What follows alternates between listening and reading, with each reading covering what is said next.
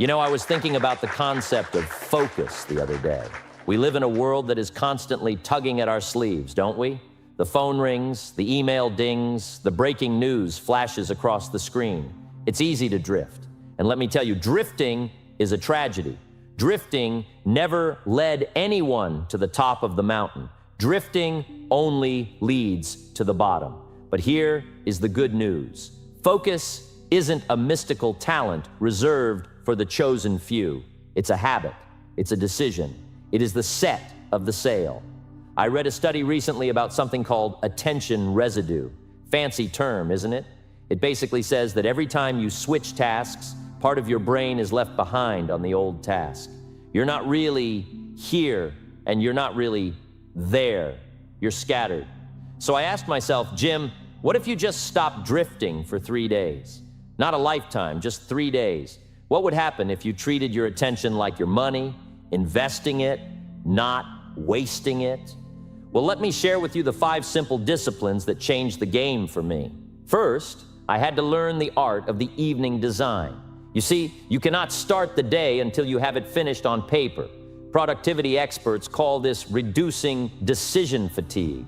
If you wake up asking, what should I do today? You have already lost the battle. The morning is for execution. The evening is for strategy. So, habit number 1, I wrote down the one absolute must-do task for the next day. Just one. Not 10 things that might happen, but the one thing that must happen. Then came habit number 2. I had to fire my distraction. I looked at my phone, that marvelous, terrible little machine, and I put it in another room. Out of sight, out of mind. There is a psychological concept called stimulus control. It says our environment shapes our behavior more than our willpower does. If the cookie isn't on the counter, you won't eat it. If the phone isn't on the desk, you won't check it. Simple, isn't it? But remember, what is easy to do is also easy not to do. Now, once the stage was set, I needed a rhythm to dance to. Enter habit number 3, the timer. I employed a little strategy the experts call the Pomodoro technique. It sounds fancy, but it's just common sense. You work with intensity for 25 minutes, and then you disconnect for 5. Why? Because focus is a muscle, and muscles need release to grow stronger. If you try to hold your breath for an hour, you will pass out. But if you breathe in and breathe out, you can last a lifetime. During those 25 minutes, I was untouchable. No wandering, no wondering. Then came habit number 4. I treated my energy like a bank account. I didn't wait until I was bankrupt to make a deposit. I took real breaks, no screens, just a short walk or a glass of water to reset the biological clock. Most people rest when they are broken. I learned to rest to prevent breaking. It turns out the secret to moving fast is knowing when to stand still. Finally, we arrive at habit number 5, the review. You see, experience isn't the best teacher. Evaluated experience is the best teacher. At the end of each of those 3 days, I took 10 minutes to look back. I asked, what worked? What distracted me? Where did I lose the thread? And we call this a feedback loop. If you don't look at the scoreboard, you don't know how to play the next quarter.